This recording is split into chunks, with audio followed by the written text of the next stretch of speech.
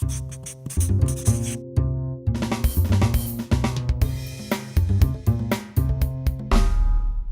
know what time it is. I'm the last speaker.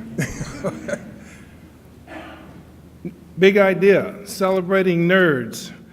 I actually had a 50-point PowerPoint that I was going to do in 7 minutes, and they said, hey, you got to have 7 minutes. This is really absolutely. So that was going to be a big constraint for a dean. So I said, let's just keep it track. And as I listened to all of the various things with the technical, I said, I'm just going to just tell you what it is, cut to the chase, and we'll go from there. Celebrating nerds, new engineers, entrepreneurs, realizing dreams for society. Now, if you use that from here on out, you owe me at least 9 figures, all right? All right. But here's what we've done over the last, let's say, 5 years. ABET, the Accrediting Board for Engineering Technology, requires all schools to have an ethics component in their curriculum somewhere. We decided to create a course about 10, 12 years ago. The course is Engineering Ethics and Society. As it has evolved over the years, we've decided to bring industry, speakers, and various components and entrepreneurs in at the end of the course to talk about the ethical portion of how you're going to do business. Well, the teaming aspect of how we do business in the course was sort of problematic, and so we decided to create teams within the course to do ethical problems. Microsoft came along, and they really are the sponsor, the reason why I'm here. They recommended me to come, to do something to, let's say, insert our ideas in the ethical components of how you solve big problems in what we call the United Nations Millennium Goals. You know, these are real seriously hard problems. You know, world hunger, women's health, education, et cetera, et cetera, et cetera. Well, you know the drill. So Microsoft helped us out.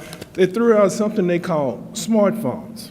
And obviously, when you give some students some smartphones, they don't have to pay for them and that sort of thing, and they can just do whatever they want and start programming apps, then it got very exciting.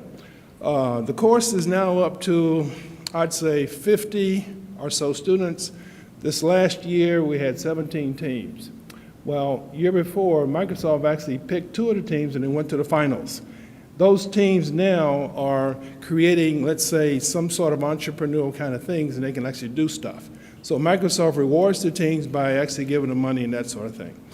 So in the short term, the idea is to incentivize, something I heard earlier today, the teams, because really the only thing they're working for is what, a grade. And you have this issue of team interplay and interpersonal issues and what have you. And so we found that to be problematic. So if we work the team so that we're a competitive piece, the whole idea of maybe giving them like $500 or $1,000 if your idea is picked up by one of the companies, because now we have never taken industry and let industry provide some input into this. So we think that this would be a great way to move forward on that. We do another thing where the teams can actually present themselves in an entrepreneurial sense. The Tuskegee University Business and Engineering Conference, held in the spring. We have companies come in and the students get to do seminars to talk about their entrepreneurial ideas. So this is great innovation. As a matter of fact, it's after the Wharton School of Business. So we think that this is a great way of moving forward. And if we could celebrate nerds, because you recognize what's happening in the country now. The clientele that I deal with have a real anti-intellectual whole idea of being the next basketball star or the next NFL or whatever entertainer, and it's a real big challenge for us to get them to think about intellectualism. And it's not just at my school, it's a lot of the other schools. So we think that if you celebrate nerds, that's the way we can do it. By the way, it's new engineers realizing dreams for society.